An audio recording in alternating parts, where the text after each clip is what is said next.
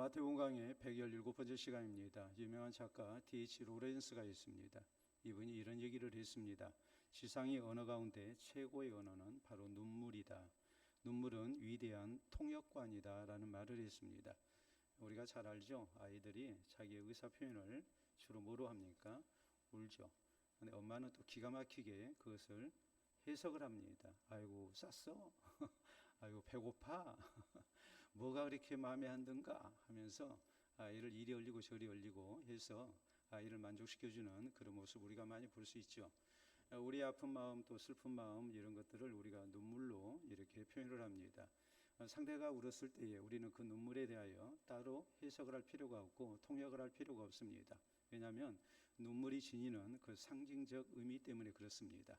눈물은 단순한 생리작용에서 나오는 것이 결코 아닙니다.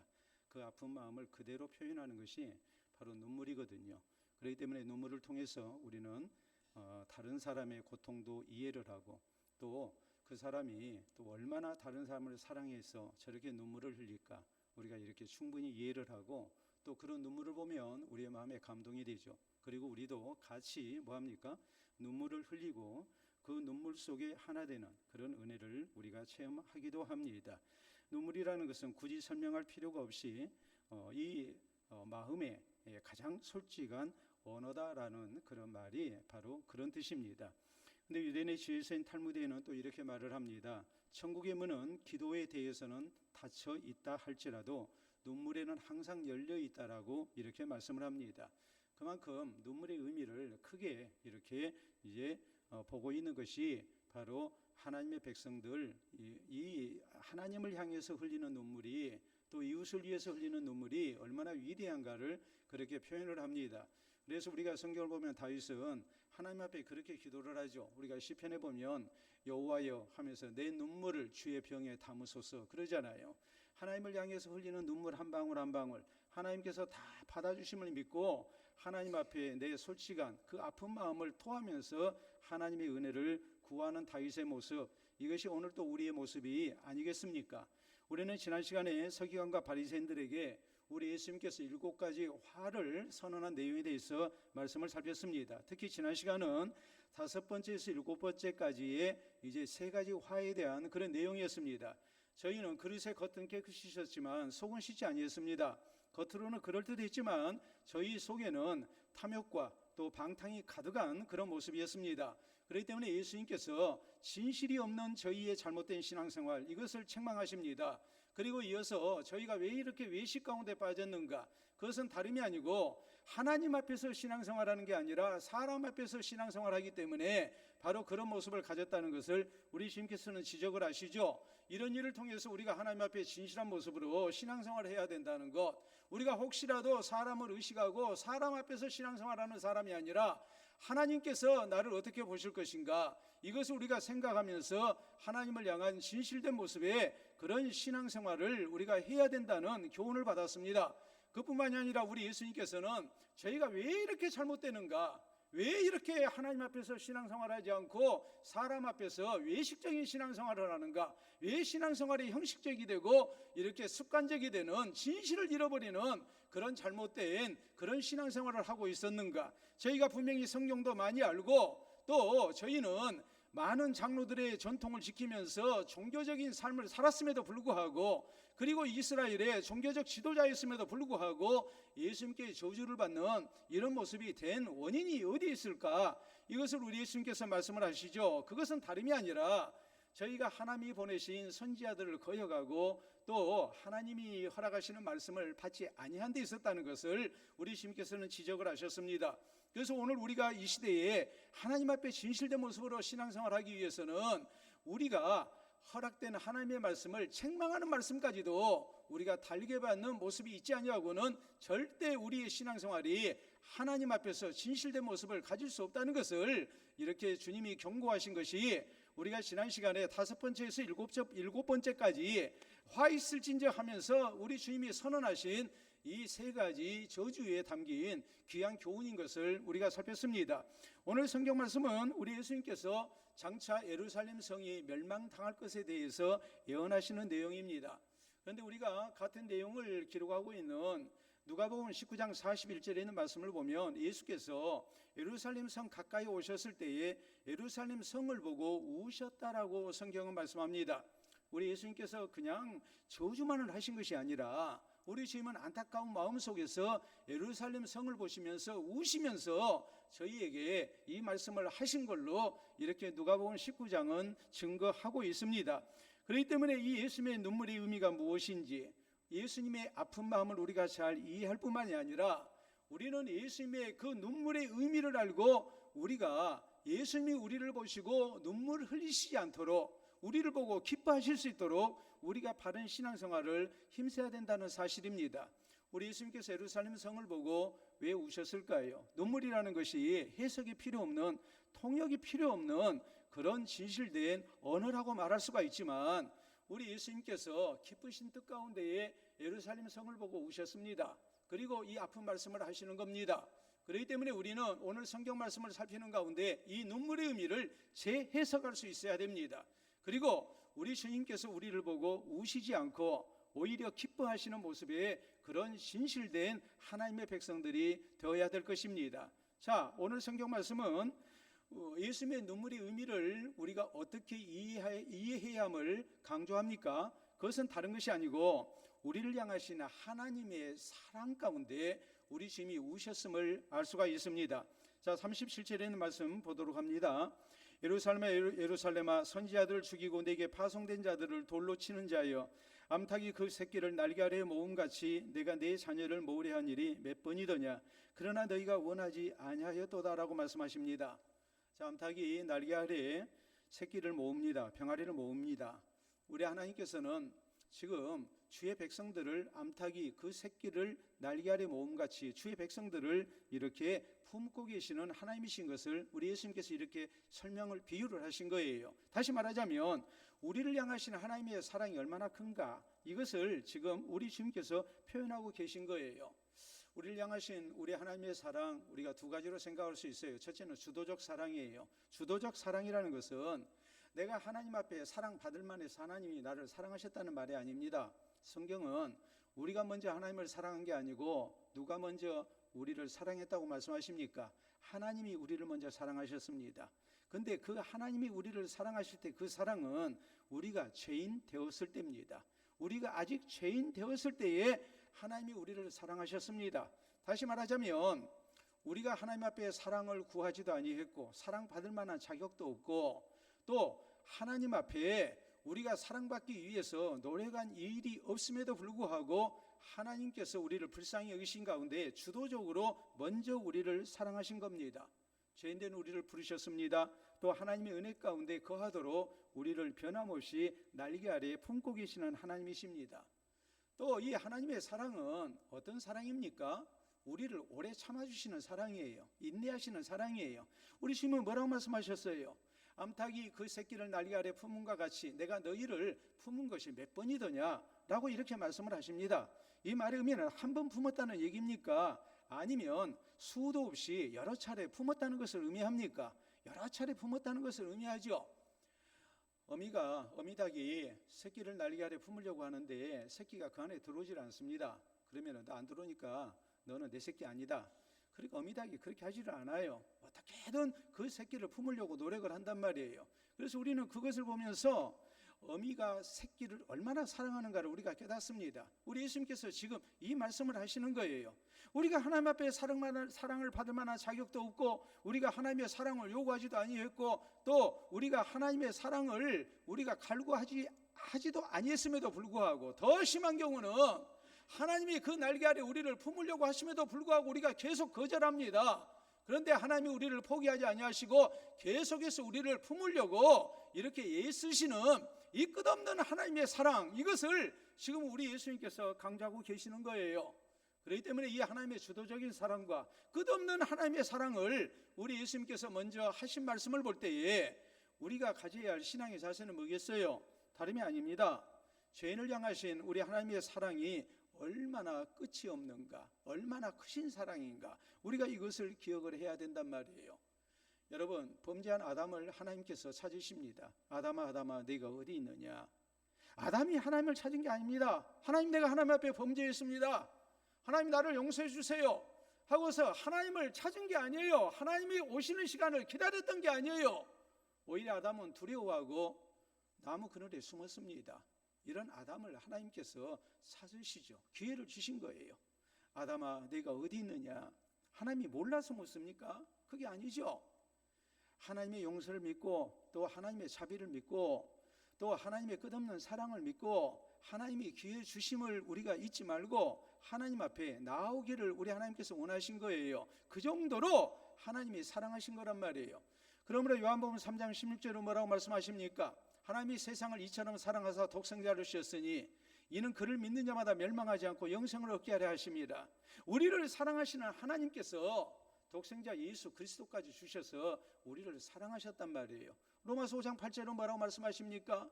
우리가 아직 죄인 되었을 때에 그리스도께서 우리를 위하여 죽으심으로 하나님께서 우리에 대한 자기의 사랑을 확증하셨느니라, 이렇게 말씀을 합니다. 우리가 인간관계 속에서 그러잖아요. 예를 들어서 어떤 사람이 나에게 귀한 선물을 줬어요. 그러면 야, 나는 저 사람을 이 정도로 생각 안 했는데 저분은 나보다도 더 나를 이렇게 더 많이 사랑하고 있었구나. 우리가 새롭게 알죠. 근데 하나님이 죄인된 우리를 사랑하심이 뭐 단순히 금덩어리 주고 아니면 뭐 먹을 것 주고 또 좋은 옷 입혀주고 그 정도가 아니더라 이 말이에요. 우리가 아직 죄인 됐을 때에 그리스도께서 우리를 위하여 죽으심으로 하나님께서 우리에 대한 자기의 사랑을 확증하셨다. 이 확증하신 하나님의 사랑을 우리가 확증해야 해요. 나를 향하신 하나님의 사랑이 얼마나 큰가를 알아야 해요. 우리 예수님은 누가복음 15장에 돌아온 아들의 비유를 통해서 분명히 강조하셨습니다. 여러분, 아버지 돌아가시기 전에 재산 미리 상속받아서 상속받자마자 재산 정리해서 먼 나라로 도망가 버린 아들, 그리고 창기와 함께 그 모든 것을 허랑방탕하게 다 말아먹은 아들, 그리고 이제 나머지 품꾼이 돼서 거지꼴이 돼가지고 할 수 없이 집에 돌아온 아들, 이 아들을 아버지가 깨끗이 용서합니다. 그를 받아주고 아들로 회복시켜줍니다. 이것을 통해서 하나님이 죄인된 우리를 얼마나 사랑하시는가, 우리를 향하신 하나님의 사랑이 얼마나 주도적이고 얼마나 참아주시는 사랑인가라는 것을 우리 주님께서 말씀을 해주신 거란 말이에요. 여러분, 베드로가 예수님 3번 부인했습니다. 베드로가 예수님께 나와서 주님, 내가 잘못했습니다. 주님이 네가 나를 3번 부인할 거라고 경고하셨는데 제가 깜빡 잊었습니다. 그 경고를 내가 기억하면서도 내가 주님을 배신했습니다. 용서해 주세요. 그래서 주님이 용서하십니까? 스스로도 용서가 안 돼요. 나 자신이 저주스러워요. 이런 죄인된 베드로를 예수님께서 직접 찾아가시잖아요. 그리고 네가 나를 사랑하느냐 물으시고 3번이나 물으시고 그 답을 들으신 가운데 저를 깨끗이 용서하시잖아요. 이게 주님의 주도적 사랑이에요. 암탉이 그 새끼를 날개 아래 품는 모습의 사랑이에요. 끝까지 우리를 품어주기를 원하시는 우리 주님의 사랑을 지금 우리가 다시 한번 깨달아야 된다는 말입니다. 자, 여러분, 우리가 사진 보도록 하겠습니다. 여러분, 사진을 보시게 되면 정말 저런 일이 있을까? 개를 좋아하신 분들, 복날 개 좋아하신 분들 말고, 예? 반려견 키우신 분들, 개를 잃었습니다. 근데 개 잃었다고 생각 안 해요. 이분들은 누구를 잃었다고 생각할까요? 아빠라고 그러잖아요. 엄마라고 그러고. 엘리베이터에서 만났는데 삼촌 보고 인사해요. 그래요. 내한테 그런 조카 없어요. 이모 보고 인사해요. 그러거든요. 아, 그런 조카 없어요. 근데 자기 마음대로 그래요. 그런 권리가 어디 있습니까? 근데 아빠 엄마라고 그러잖아요. 개를 잃었어요. 근데 단순히 개를 잃은 게 아니에요. 현상금 얼마예요? 사례금이 50만 원. 저렇게 포스터 제작해가지고 붙입니다. 저거 하나만 있는 게 아니에요. 다음 사진 보세요. 자, 또 다음 사진, 또 다음 사진. 예? 그 신상명세 다 해가지고. 개만 그럽니까? 반려묘도 있습니다. 고양이도 잃어버리면 이렇게 찾습니다. 여러분, 사실 그래요. 옛말에 개는 주인 따라 살고 고양이는 뭐 따라 산다고 그래요? 집 따라 산다고 그래요. 이사를 가면 고양이가 가버려요. 어디로 갔을까요? 옛날 집으로 갔어요. 영역동물이거든요. 예? 근데 반려묘도 사랑하고 아끼고 하면 주인 따라 살아요. 그러니까 키우는 거예요. 주인의 사랑을 알고 주인을 떠나지 아니에요. 근데 이걸 잃어버리면 내 자식을 잃어버린 거예요. 개도 살해금 걸고 찾고, 반려묘도 이렇게 살해금 걸고 찾는 겁니다. 근데 우리 하나님께서 하나님의 형상 가운데 창조함을 입은 우리 인생을 그냥 버리시겠습니까? 죄인된 우리를 사랑하시는 하나님이란 말이에요. 그래서 신앙경은 이렇게 말해요. 하나님은 무게를 달아 진노를 주시며 무게를 달지 않고 자비를 베푸신다 그랬어요. 우리가 하나님 앞에 범죄할 때 하나님은 우리를 징벌하십니다. 근데 그 징벌은 하나님께서 무게를 달아서 주세요. 성경을 보면 하나님은 우리를 적당하게 견책하신다 그랬어요. 여러분이 자식을 매를 때리는데 오늘날에는 매 못 때립니다. 근데 여러분 다 매 맞고 자랐잖아요. 매 맞고 자랐는데 매를 부모가 때리면서 죽어라고 때립니까? 적당하게 때립니다.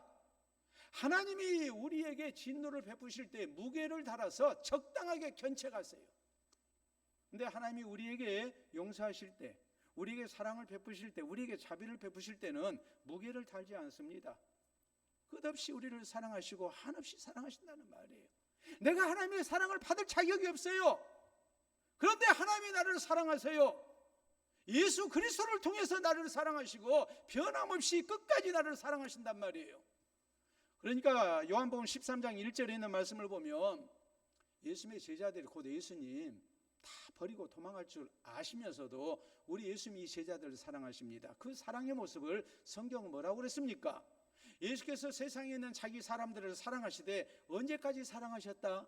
끝까지 사랑하십니다. 끝까지 사랑하세요. 오늘 우리가 이 자리에 있는 것도 하나님의 이 자비와 사랑 때문이에요.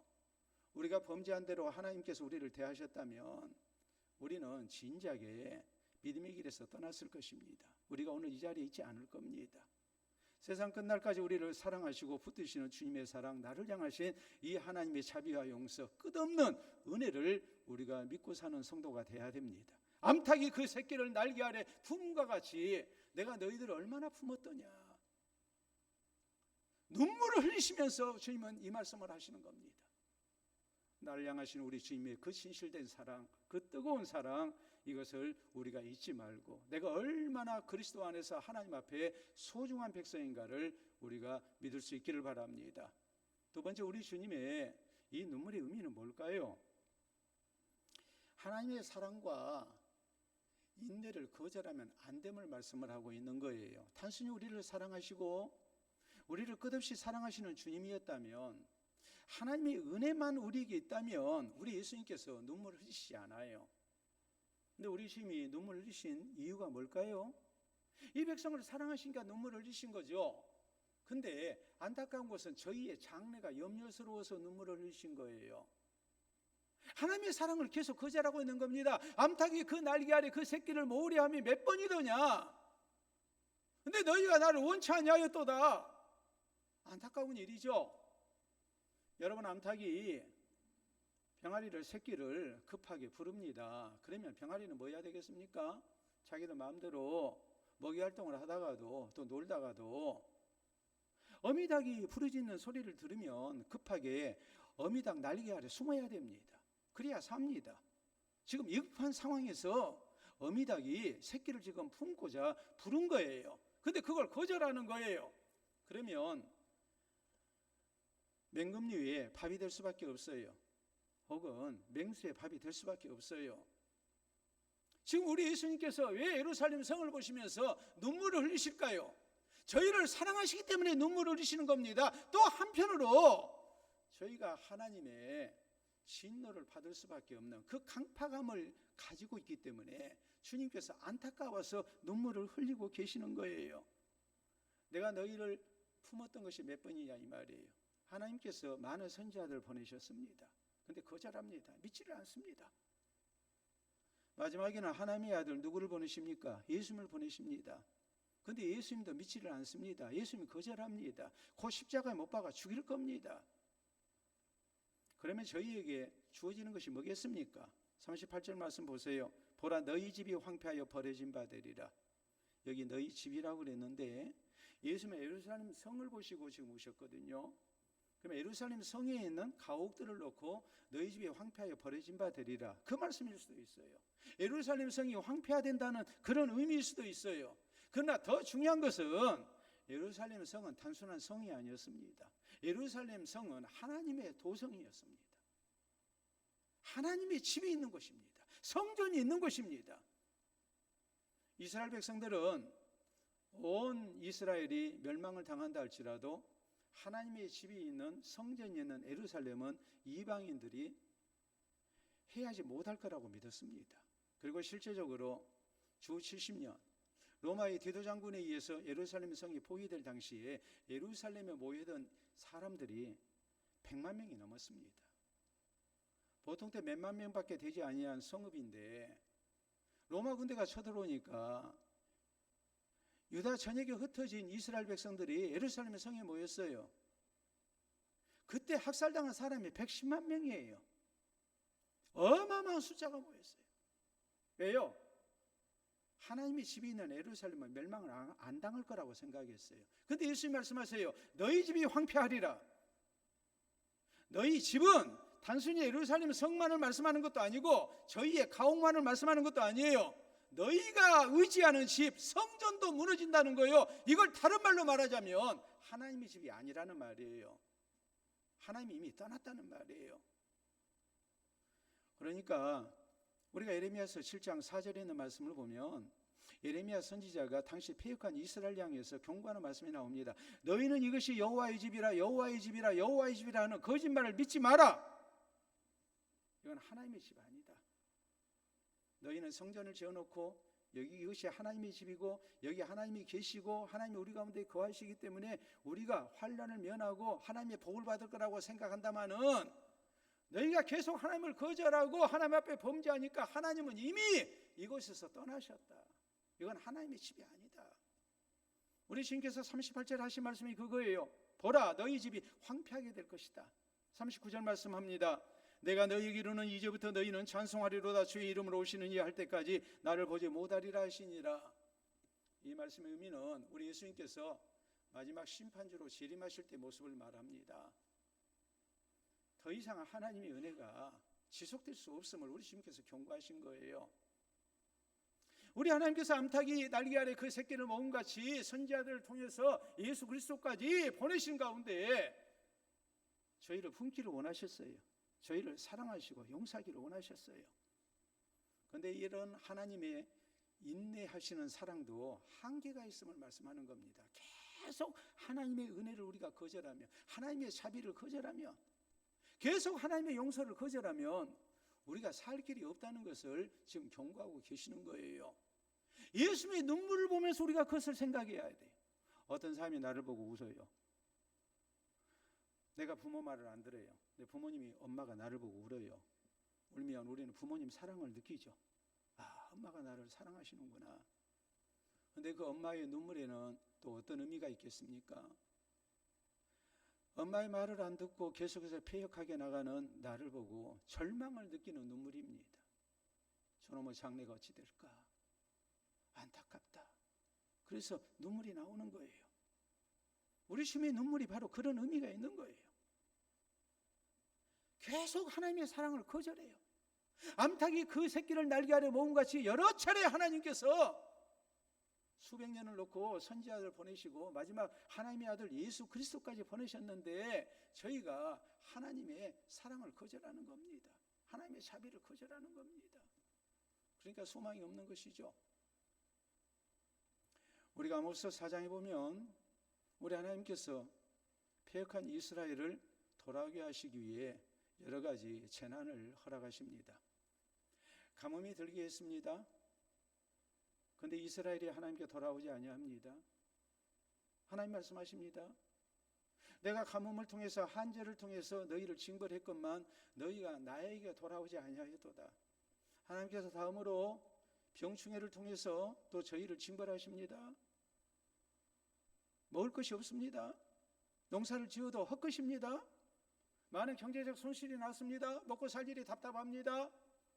그러면 자기들의 죄를 깨닫고 하나님 앞에 돌아와야 되는데 이 백성들이 돌아오지 않습니다. 그러면 하나님 말씀하십니다. 너희가 내게로 돌아오지 아니하였도다. 이번에 하나님께서 저희에게 전염병이 돌게 하셨습니다. 전염병을 통해서 많은 사람들이 죽고 고생합니다. 그래도 너희가 나에게 돌아오지 아니하였도다. 하나님이 전쟁을 일으키십니다. 전쟁을 통해서 얼마나 많은 사람들이 죽임을 당했는지 모릅니다. 모든 것이 황폐화됐습니다. 그래도 너희가 내게 돌아오지 아니하였도다. 그러면 하나님께서 마지막으로 하신 말씀이 무엇입니까? 이스라엘아, 너희 하나님 만날 것을 준비해라. 이제 하나님의 무서운 심판밖에 없다는 거예요. 더 이상 소망이 없다는 거예요. 우리 하나님께서 우리에게 기회를 주실 때 우리가 살아계시는 하나님을 찾는 성도가 되어야 되고 하나님 은혜 가운데 거하는 성도가 되어야 됩니다. 니네 백성들은 어떻게 했습니까? 요나 선지자를 통해서 하나님의 심판이 경고됐을 때 저희가 다 금식하고 회개했잖아요. 그래서 살아났잖아요. 그 마지막 기회를 붙은 거예요. 형법에 황금다리 이론이라는 그런 조항이 있습니다. 황금다리 이론이라는 것은 어떤 사람이 범죄 계획을 세웠습니다. 그래서 치밀하게 준비했습니다.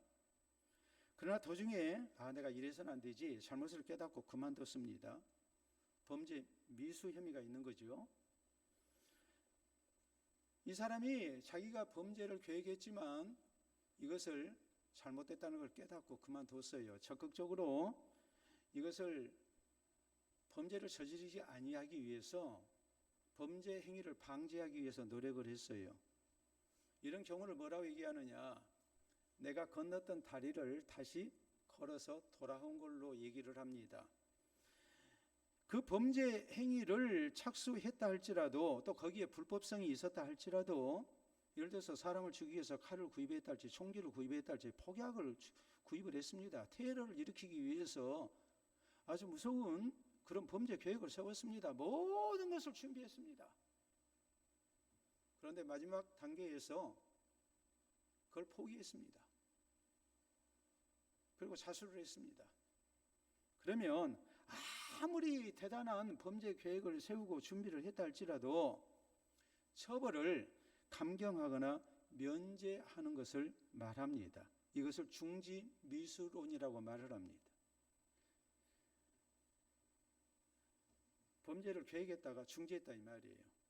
그런데 독일 형법에서 이것이 나온 건데 독일 형법에서는 이런 경우 완전히 면제를 해버려요. 그의 범죄 계획, 또 준비했던 것, 또 모의했던 것 이런 것에 대해서 전혀 죄를 묻지 않아요. 그래서 황금다리 이론이라고 얘기를 하는 거예요. 다리를 건너갔지만 다시 되돌아왔다. 근데 우리나라에서는 완전히 면제되지 않고 감경 내지 형을 줄여줘요. 그래서 우리나라에서는 황금다리 이론이라 하지 아니하고 은우다리 이론이라고 그래요. 금이 아니고 뭐예요? 은이라고 얘기를 해요. 근데 하나님은 우리가 죄인됨을 하나님 앞에 고백하고 예수 그리스도를 진실되게 우리가 구주로 믿고 하나님 앞에 돌아오면 우리 주님은 깨끗이 용서하시는 분이에요. 우린 그러잖아요. 우리 어르신들, 부모님들이 많이 실수하는 게 있습니다. 아이가 잘못했어요. 잘못하면 우리가 그러죠. 잘못했다고 막 비니까 그래 이제 엄마도 다시는 얘기 안 할게. 너도 이제 앞으로는 잘해야 돼. 많이들 그렇게 하셨죠? 안 하셨습니까? 근데 똑같은 잘못을 또 나중에 저질렀어요. 한 달도 안 가고 한 일주일 지나니까 또 잘못했어요. 그러면은 그때 또 뭐라고 얘기합니까? 너 지난번에 엄마가 용서했잖아. 너 다시는 안 한다고 그랬잖아. 근데 너 또 해? 너 지난번에도 그러더니 또 해? 지난번 거 깨끗이 용서하고 잊었다 해놓고 그걸 또 다시 끄집어내는 거예요. 하나님은 그렇게 하시는 분이 아니에요. 하나님은 우리를 용서하시면 깨끗이 용서하시는 분이에요. 근데 문제는 하나님이 우리를 용서하실 때 우리가 회개하고 하나님의 용서를 받아들여야 되는데 자꾸 우리가 그것을 미루는 거예요. 하나님의 이 깨끗한 용서를 믿지를 못하고 우리가 자꾸 곁길로 나가는 거예요. 이걸 우리 주님께서 지금 경고하시는 거예요. 이러면 우리에게 소망이 있다는 거예요? 없다는 거예요? 없어요. 그러니까 주님이 눈물을 흘리신 거예요. 예루살렘 성이 소망 없는 모습이 된 거예요. 선지자들을 수없이 보내시고 예수님까지 보내셨는데 그걸 거절하고 이제는 더 이상 소망 없는 상태가 되니까 우리 주님이 눈물을 흘리신 거예요. 사랑의 눈물이지만 또 안타까움의 눈물이고 슬픔의 눈물이에요. 성경은 고린도서 6장 2절에 우리에게 이렇게 말씀합니다. 보라 지금은 은혜 받을 만한 때요 보라 지금은 구원의 날이로다. 지금이에요. 지금. 우리가 미뤄서는 안 돼요. 나를 용서하시기 위해서 나를 부르시는 주의 음성 앞에 우리는 적극적으로 응답해야 됩니다. 주께서 암탉이 그 날개 아래 새끼를 먹은 같이 나를 부르실 때에 우리가 적극적으로 응답하고 주의 날개 아래 피하는 성도가 돼야 됩니다. 그래서 우리 주님의 깨끗한 용서를 허락받고 주 안에서 새롭게 살아가는 은혜가 우리에게 있기를 바랍니다. 다음 세 번째 우리가 생각해야 할 점이 있어요. 예수님의 눈물, 어떤 눈물일까요? 예수님 며칠 후면 십자가에 달려 고통당하시고 죽으십니다. 우리 주님은 그게 슬퍼서 우셨을까요? 우리 주님의 눈물은 자신을 위한 눈물이 아니에요. 누구를 위한 눈물이에요? 예루살렘 백성들을 위한 눈물이에요. 우리를 위한 눈물이에요. 다른 사람을 위한 눈물이에요. 그래서 우리 주님의 눈물이 소중한 거예요. 십자가에서 죽으시고 저주 가운데 놓이실 자신을 위해서 우리 주님은 우시지 않았어요. 하나님의 사랑을 거절하고 예수 그리스도의 용서의 은혜를 거절하고 있는 예루살렘 백성들을 보면서 주의 백성들을 보면서 저희를 위해서 우신 거예요. 나를 위한 눈물이 아니라 다른 사람을 위한 눈물이에요.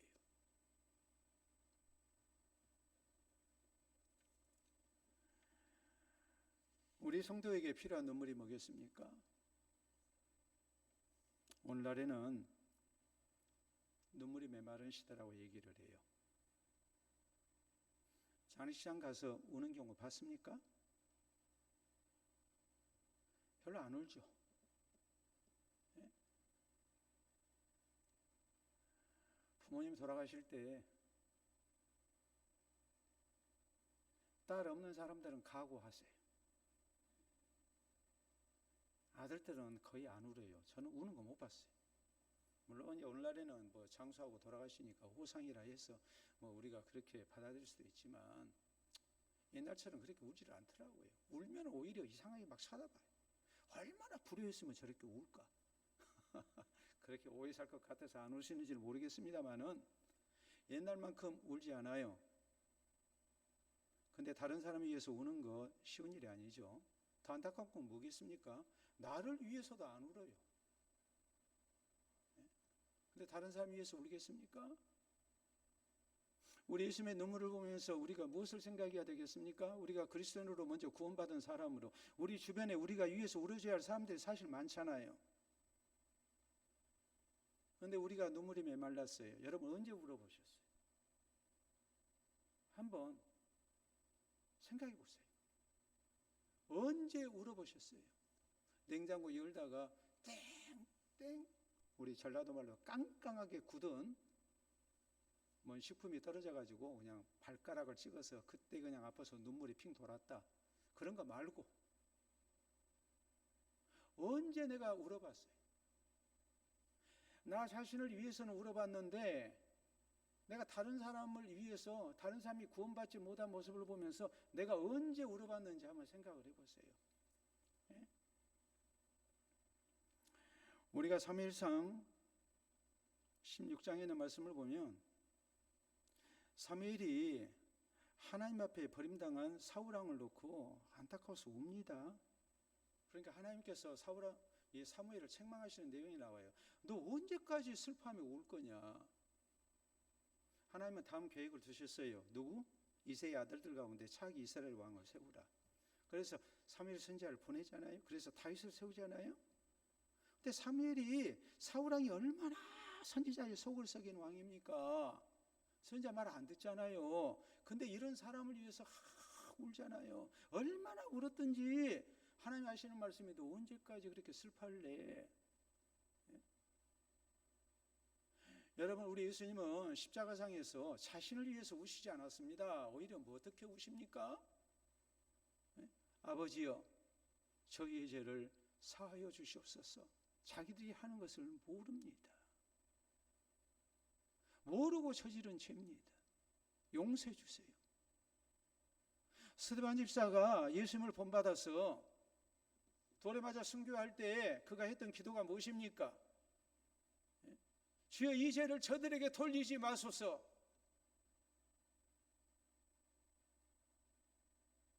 나를 박해하고 나를 죽이는 사람을 위해서 눈물을 흘린단 말이에요. 사도 바울은 로마서 9장 3절에 동족 이스라엘의 구원을 염려하면서 그 패역함을 위해서 걱정하면서 뭐라고 말합니까?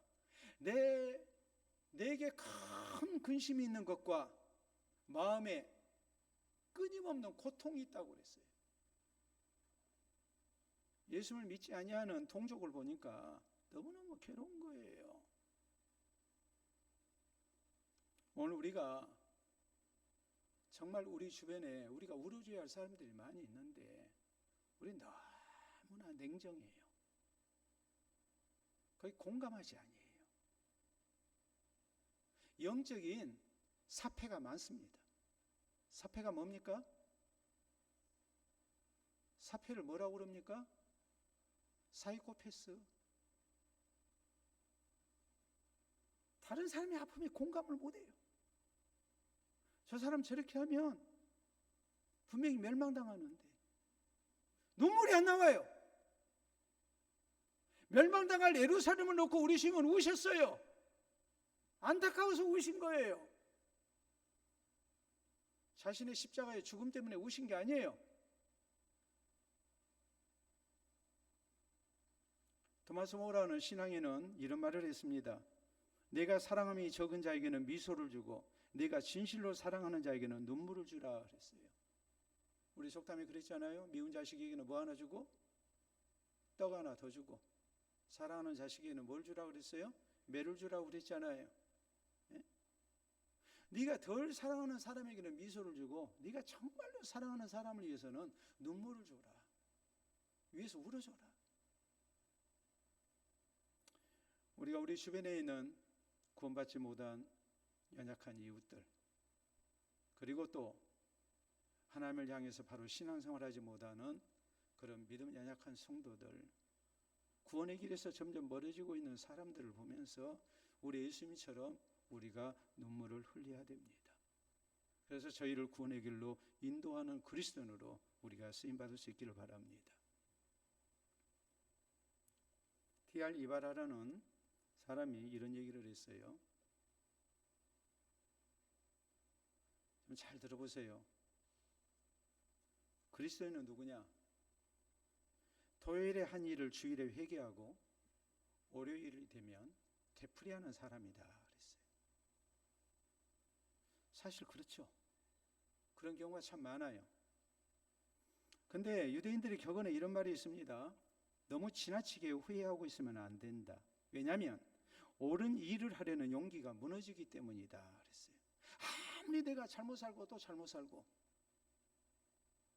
회개했지만 오늘 주일 지나고 나면 또 범죄할지언정, 그러니까 소용없다 하지 말고 우리는 다시 한번 하나님의 사랑을 믿고 용서를 믿고 하나님 앞에 돌아와서 새 출발하는 것이 계속 반복돼야 된다는 얘기예요. 미리 절망하고 미리 포기하고 우리가 미리 신앙이 이래서 떠나버리는 사람 돼서는 안 된다는 말이에요. 그 이유가 무엇입니까? 내가 자주로 넘어진다 할지라도 하나님은 변함없이 나를 뭐하고 계십니까? 사랑하고 계세요. 내가 하나님 앞에 돌아오면 용서하기를 기뻐하시는 하나님이에요. 나를 애타게 부르시는 하나님이세요. 그러므로 이 하나님의 음성을 듣고 우리가 주일이면 하나님을 찾아야 되고 또 기도의 자리에서 우리가 하나님의 은혜를 구하고 눈물을 흘리는 성도가 돼야 된다는 말입니다. 우리 주님께서 우리를 보고 눈물을 흘리셨습니다. 우리에게도 이런 눈물이 필요합니다. 하나님이 나를 얼마나 사랑하시는가를 그 눈물을 통해서 우리가 배워야 됩니다. 믿어야 됩니다. 또 주님을 영영 떠나서 멸망받을 예루살렘을 보고 우리 주님이 우셨듯이 우리에게 그런 주님의 눈물이 있지 않도록 해야 됩니다.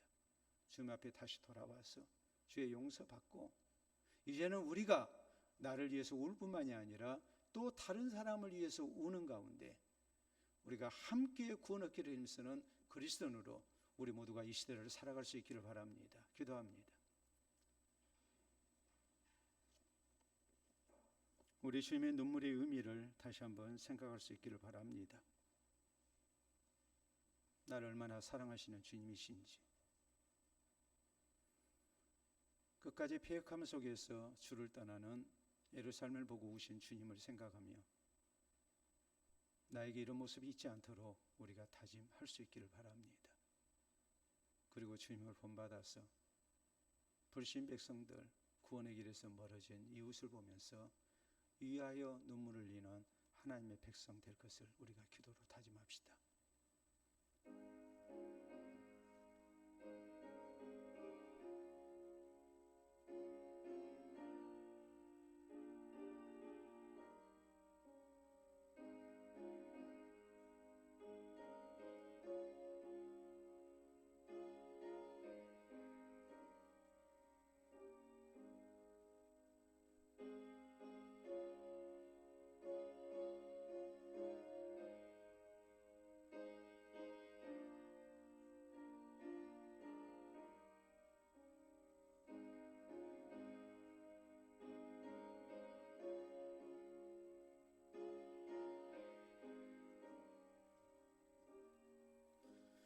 자비로우신 우리 아버지의 은혜를 진심으로 감사합니다.